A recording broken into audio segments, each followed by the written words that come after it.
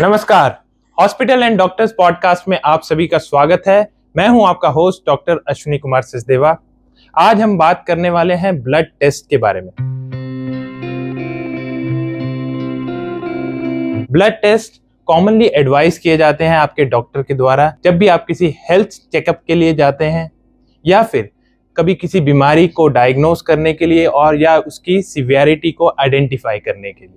बहुत सारे blood test होते हैं जिनमें कुछ जनरल ब्लड टेस्ट होते हैं और कुछ स्पेसिफिक ब्लड टेस्ट होते हैं जो किसी बीमारी के लिए ही कराए जाते हैं। तो आज हम कुछ जनरल ब्लड टेस्ट के बारे में बात करने वाले हैं। इनमें शामिल है सीबीसी, हीमोग्लोबिन, टीएलसी और पेरिफेरल स्मीयर। तो इस पर चर्चा करने के लिए हमारे साथ जुड़ी हैं doctor Ankush Nayyar. She is a famous pathologist in the tri city region. Doctor Ankush, आपका शो पे स्वागत है। Thank you sir, thank you for inviting me. Doctor Ankush, सबसे पहले तो हम बात करेंगे सीबीसी के बारे में। तो हमारे दर्शकों को बताइए कि सीबीसी ब्लड टेस्ट क्या है।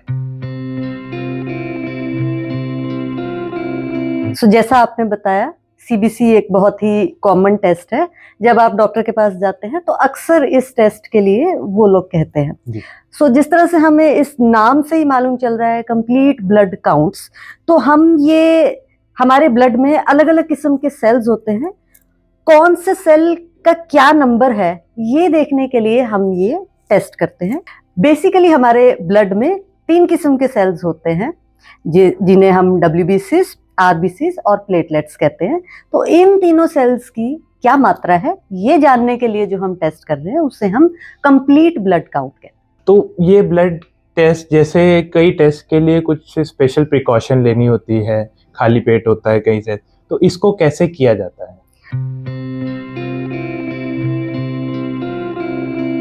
ये टेस्ट करने का प्रोसीजर बहुत सिंपल है। आमतौर पे आपकी बाजू से ये सैंपल ले लिया जाता है।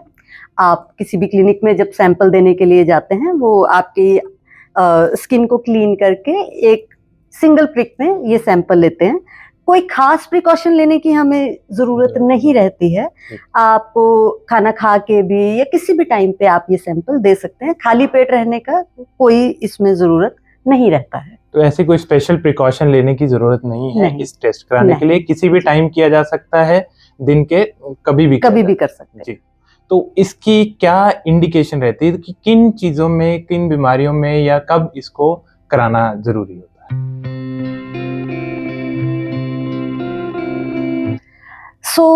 कंप्लीट ब्लड काउंट में हमने ये जो 3 सेल्स जो मैंने आपको बताए, ये तीनों सेल्स देखने हैं।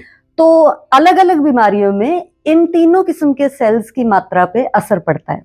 जैसे WBCs की अगर मैं बात करूं तो इन्फेक्शंस में ये बहुत ज्यादा बढ़ जाते हैं।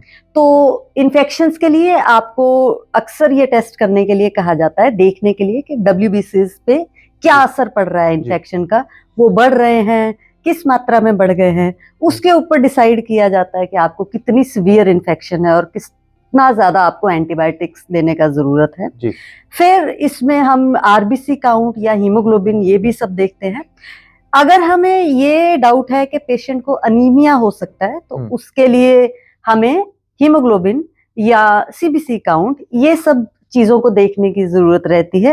यदि पेशेंट को अनीमिया है तो कौन सा अनीमिया है, आयरन की डेफिशिएंसी से है या मान लीजिए B12 की डेफिशिएंसी से है। तो ये सब चीजों में थोड़ा आइडिया लेने के लिए हमें ये देखना जरूरी होता है।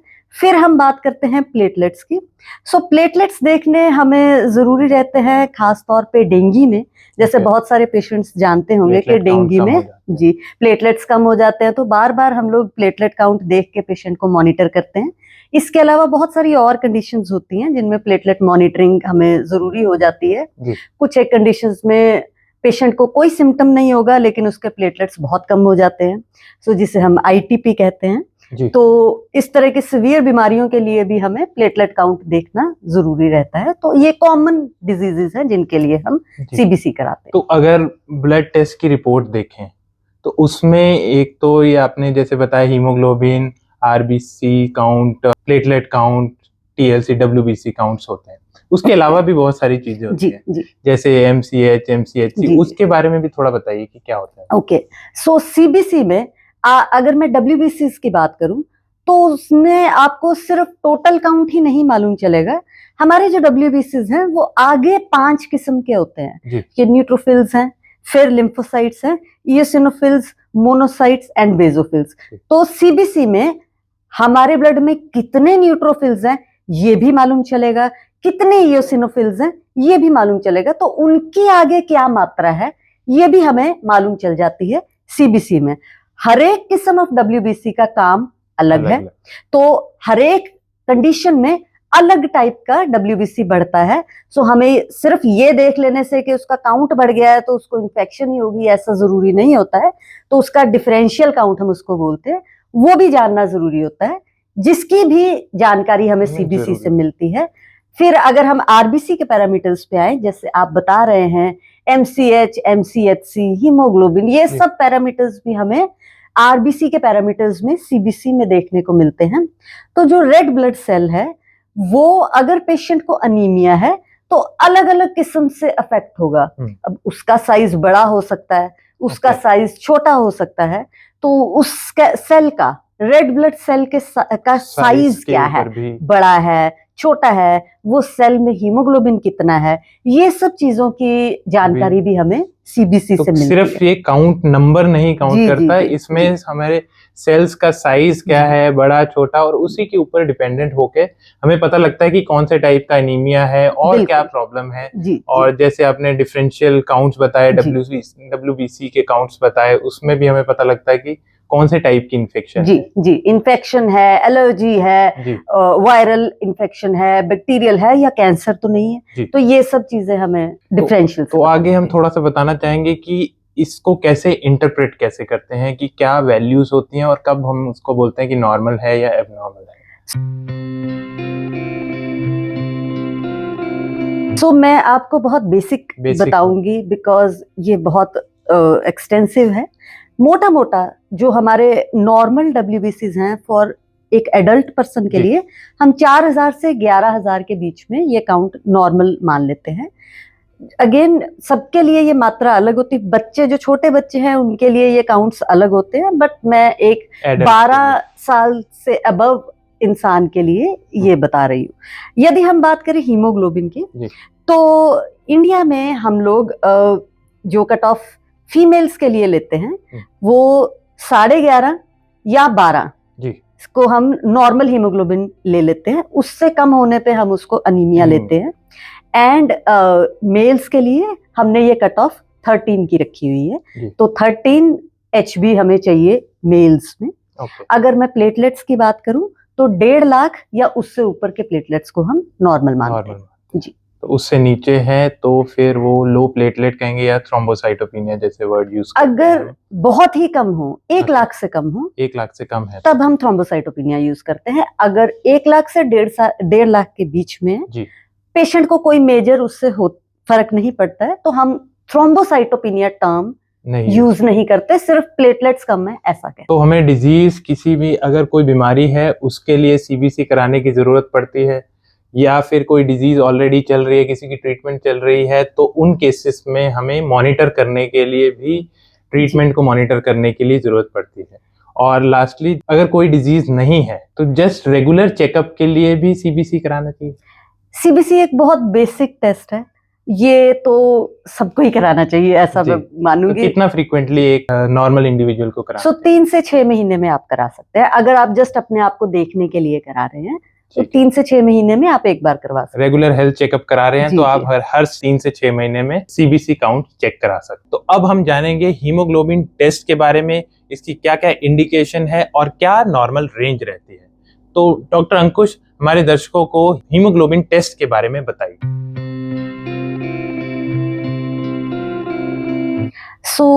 हीमोग्लोबिन एक ऐसा मॉलिक्यूल है जो हमारे ब्लड में एक खास किस्म के सेल्स होते हैं जिन्हें हम RBCs या रेड ब्लड सेल्स कहते हैं, उनमें ये मॉलिक्यूल होता है। इस मॉलिक्यूल का मेन काम है कि ऑक्सीजन को हमारी बॉडी के अलग अलग ऑर्गन्स तक लेके जाना। तो यदि ये मॉलिक्यूल कम हो जाए किसी भी कंडीशन से, तो उसको हम एक क्लिनिकल नेम दे देते हैं जिसे हम अनीमिया कहते हैं। उस कंडीशन में बॉडी के अलग अलग ऑर्गन्स को ऑक्सीजन पहुंचना थोड़ा कम हो जाता है, बिकॉज ये मॉलिक्यूल की कमी हो गई है। ओके जी। तो ये आरबीसीज जो उसमें पाया जाने वाला मॉलिक्यूल है जो हमारी बॉडी में ऑक्सीजन को देता है। ट्रांसफर करता है। कब इसको हम कहते हैं कि हीमोग्लोबिन कम हो गया है, या फिर इसकी क्या नॉर्मल रेंज क्या होती है? तो भारत में इसकी नॉर्मल रेंज फीमेल्स के लिए 12 से कम होने में हम उसको अनीमिया का डाउट करते हैं, एंड मेल्स के लिए हम 13 से कम होने पे अनीमिया का डाउट करते हैं। जी। तो ये अगर कम हो गया है, 12 से कम है फीमेल्स में और 13 से कम है मेल्स में, तो हम इसे अनीमिया कहते हैं। जी। तो क्या क्या कंडीशन में ये कम हो जाता है? बहुत सारी कंडीशंस हैं। फीमेल्स जो इंडिया में देखा गया है, सबसे कॉमन है कि आयरन की डेफिशिएंसी से अनीमिया होता है।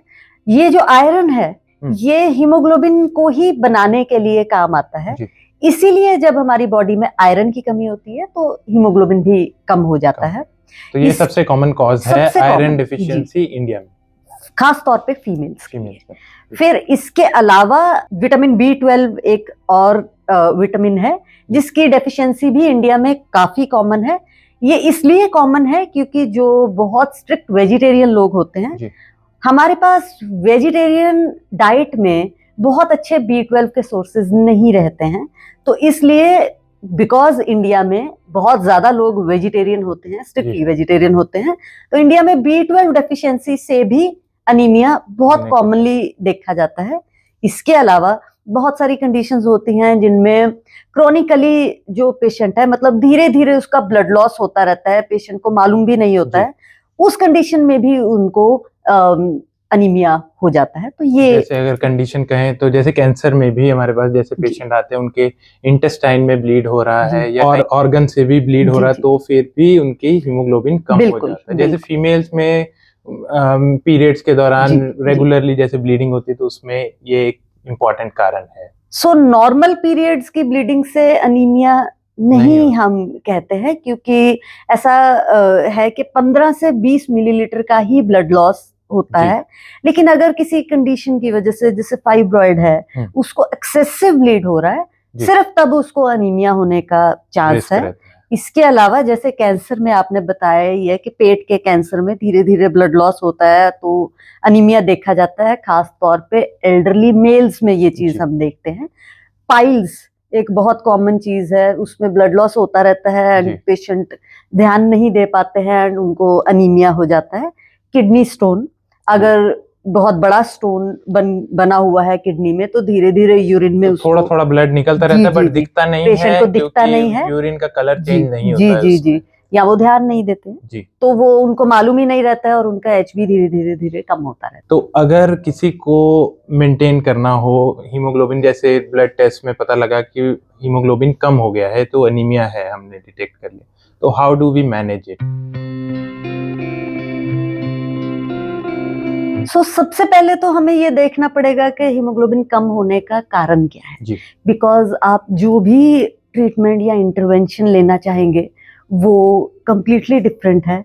अगर उसको आयरन डेफिशिएंसी की वजह से अनीमिया है, या उसको B12 की डेफिशिएंसी से है, या उसको मल्टीपल चीजों की, कई बार दोनों की डेफिशिएंसी भी होती है। कि जैसे मैं आपसे बता रही थी कि वेजिटेरियन लोगों में B12 की डेफिशिएंसी रहती है, आयरन की भी रहती है, बिकॉज नॉन वेज खाना जो है वो आयरन का भी बहुत अच्छा, उसके लिए फर्दर टेस्टिंग करनी पड़ती है, हमें आयरन स्टडीज करानी है, B12 की स्टडीज करा के हमें एग्जैक्ट कॉज ढूंढना है कि तब ही हम उसके हिसाब से हम ट्रीटमेंट उसको अगर एक B12 डेफिशिएंसी के पेशेंट को मैं सिर्फ आयरन कम देख के आयरन खिलाती रहूंगी तो उसको फर्क नहीं होगा। तो हमें डायग्नोज करना बड़ा इम्पोर्टेंट है, बहुत इम्पोर्टेंट है कि अनीमिया किस कारण से है, हीमोग्लोबिन क्यों कम हुआ है, तो हम उसको प्रिवेंट करने के लिए एक तो डेफिनेटिव एक्शन ले सकते हैं, और साथ ही साथ फिर ब्लड बढ़ाने का कि क्या उसमें कमी थी, उस हिसाब से हम उसको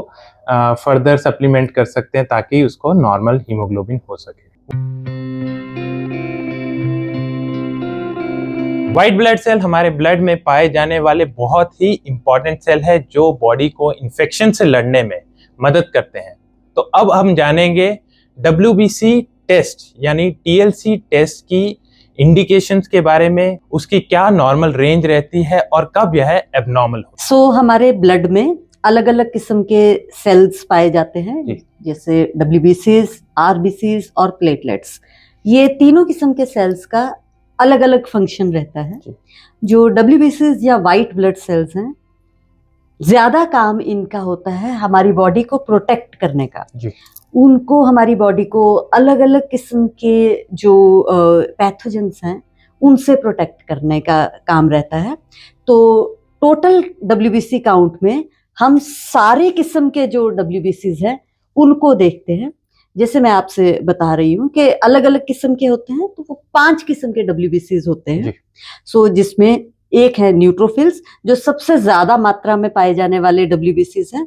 उसके बाद लिम्फोसाइट्स, उसके बाद मोनोसाइट्स, फिर इयोसिनोफिल्स और बेसोफिल्स। ये 5 किस्म के WBCs हैं जो नॉर्मल कंडीशन में हमारे ब्लड में पाए जाते हैं।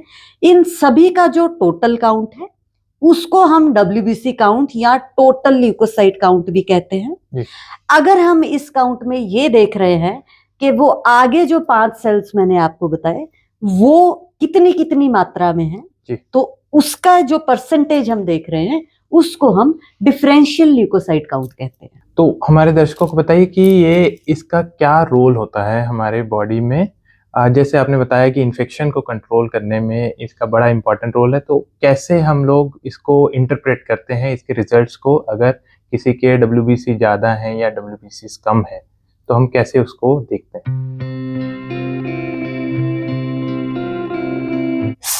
ये जो 5 किस्म के WBCs हैं, इन सब ने आपस में डिवाइड किया है कि किस तरह के पैथोजन के अगेंस्ट में कौन सा WBC काम करेगा। अगर बैक्टीरियल इन्फेक्शंस की बात करें तो जो न्यूट्रोफिल्स हैं वो सबसे आगे रहते हैं बैक्टीरियल इन्फेक्शंस में डील करने के लिए। अगर मैं वायरल इन्फेक्शंस की बात करूं तो लिम्फोसाइट्स, वो दूसरी किस्म के सेल्स हैं, वो वायरसेस के साथ में डील करने के लिए रहते हैं। अगर मैं बात करूं पैरासिटिक इन्फेक्शंस की या एलर्जिक्स की, तो इयोसिनोफिल्स ये एक ऐसे सेल्स हैं जो कि जिनका मेन रोल रहता है। मोनोसाइट्स एक जनरल इन्फेक्शन कंट्रोल के लिए सेल है। ज्यादातर इनका रोल जो बड़े बड़े कीटाणु हैं उनको जैसे पैरासाइट्स हैं उनको कंट्रोल करने के लिए इनका रहता है। बेसोफिल्स, ये ज्यादातर कंडीशंस में बेसोफिल आपके नहीं बढ़ते हैं, ये नॉर्मल रहते हैं। बहुत रेयरली देखा जाता है कि आपके बेसोफिल्स बढ़ते हैं। आमतौर पे ये कंडीशंस कुछ एक ब्लड कैंसर्स हैं जिनमें आपके बेसोफिल काउंट बढ़ता है। जैसे इन्फेक्शंस में ब्लड WBC काउंट बढ़ जाता है या कम हो जाता है, तो क्या वैल्यू होती है जिस वैल्यू के बियॉन्ड हम बोलते हैं कि ये एबनॉर्मल है? जो एक नॉर्मल एडल्ट इंसान के लिए, मतलब 12 साल या उससे ऊपर के इंसान के लिए जो WBCs है वो हम 4000 से 11000 के बीच में नॉर्मल लेते हैं। थोड़ा बहुत हर एक लैब के ऊपर नीचे की वेरिएशन होती है, बट मोटा मोटा हम इस वैल्यू को नॉर्मल ले लेते हैं। अब अगर मैं बात इन्फेक्शंस की करूं तो खराब इन्फेक्शंस में आपका WBC काउंट बहुत बढ़ भी जाता है, 11000 से बढ़ भी जाते हैं। अगर बहुत सीवियर इन्फेक्शन हो जाए तो वो 4000 से कम भी हो जाता है। इसे हम इस तरह से देख सकते हैं कि इन्फेक्शन में हमारी बॉडी में एक किस्म से जंग चल रही है और ये जो WBCs है ये वो सिपाही है। यदि आप जंग हारना शुरू करेंगे तो आपके जो सिपाहियों का नंबर है वो कम होना लगे। ज्यादातर तो बहुत सीवियर अगर इन्फेक्शन हो गई है और लाइफ थ्रेटनिंग इन्फेक्शन हो रही है तो उसमें ये काउंट्स नीचे भी जाते हैं, 4000 से कम भी होते हैं। हम यही सोचें कि सिर्फ 11000 से ज्यादा है तो ही मुझे इन्फेक्शन है, ऐसा नहीं है। अगर आपका काउंट 3000 2000 इस तरह से आ रहा है तो वो इवन और ज्यादा खतरनाक है, क्योंकि दैट इंडिकेट्स कि ये बहुत ही सीवियर इन्फेक्शन है और बॉडी उस पे फाइट भी नहीं कर पा रही। आपने जैसे बताया इन्फेक्शंस में ये काउंट्स एबनॉर्मल होते हैं, तो क्या कुछ जैसे कैंसर्स में भी, ब्लड कैंसर में भी ये WBC काउंट्स एबनॉर्मल होते हैं?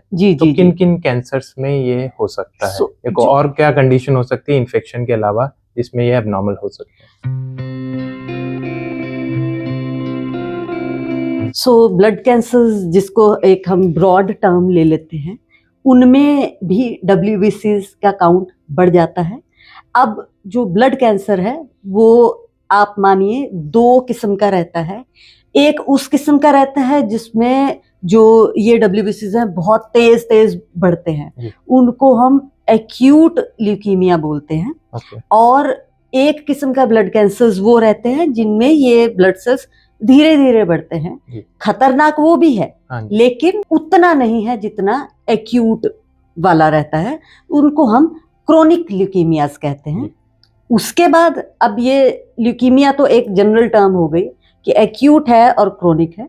उसके बाद हम ये किस सेल का ल्यूकीमिया है, क्या ये लिम्फोसाइट का ल्यूकीमिया है या बाकी सेल्स का ल्यूकीमिया है, उसके ऊपर डिपेंड करने के बाद हम आगे उसको क्लासिफाई करते हैं कि ये एक्यूट लिम्फोसिटिक ल्यूकीमिया है या दूसरे सेल्स का ल्यूकीमिया है। उसी तरह से क्रोनिक ल्यूकीमियास में भी रहता है। सो ये दो मोटे मोटे ब्लड कैंसर्स हैं, एक्यूट और क्रोनिक, जिनमें WBC काउंट बहुत बढ़ जाते हैं। तो अगर ये इन्फेक्शन के लिए किया जाता है तो हमें नॉर्मल तरीके से, सिंपल तरीके से ये ब्लड टेस्ट दिया जा सकता है। बट अगर कोई कैंसर है तो क्या इसमें थोड़ा और आगे टाइप डिफरेंशिएट करने के लिए कुछ और टेस्ट की भी जरूरत पड़ती है?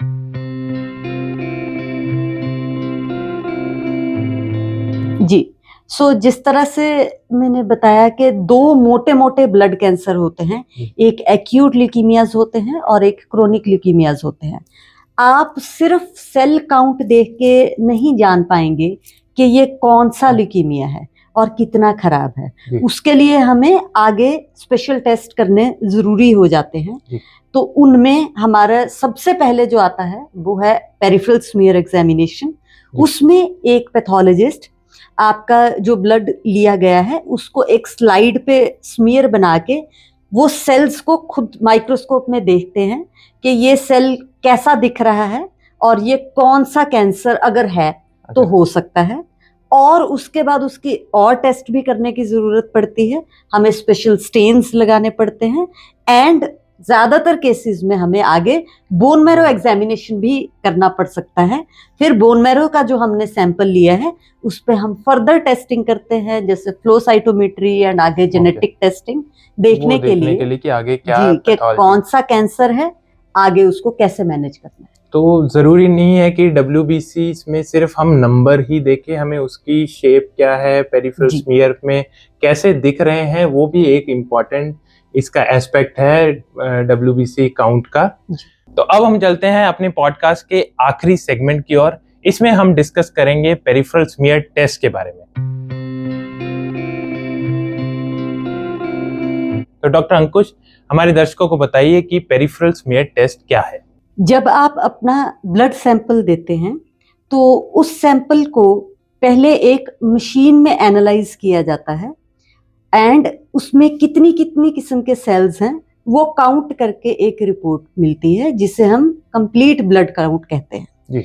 लेकिन पेरिफेरल स्मीयर में पेशेंट के ब्लड की एक स्लाइड बनाई जाती है एंड जो उसमें सेल्स हैं उनको देखा जाता है कि वो कैसे दिख रहे हैं एंड उस इंफॉर्मेशन को रिलेट किया जाता है मशीन के काउंट से और फाइनल एक आपको मालूम चलता है कि पेशेंट को अनीमिया है या कैंसर है या कुछ ऐसी पैरासाइट्स होते हैं जैसे मलेरिया, वो आपको काउंट से नहीं मालूम चलेंगे, आपको स्मीयर देख के ही मालूम चलेगा।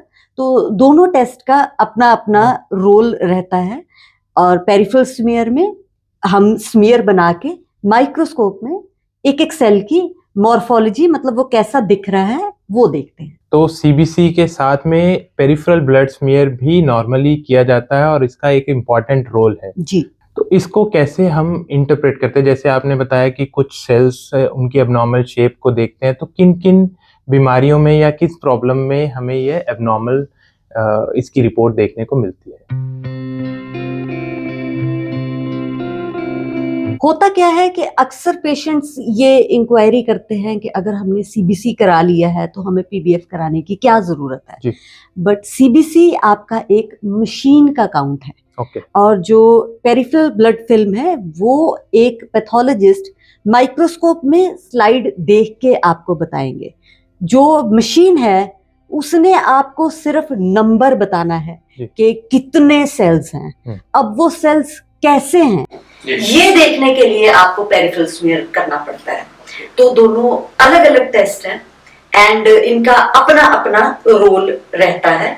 यदि मैं सिर्फ WBC की बात करूं तो अब WBC इन्फेक्शन में भी बढ़ जाते हैं, कैंसर में भी बढ़ जाते हैं। तो हमें कैसे मालूम चलेगा कि ये क्यों बढ़ रहे हैं?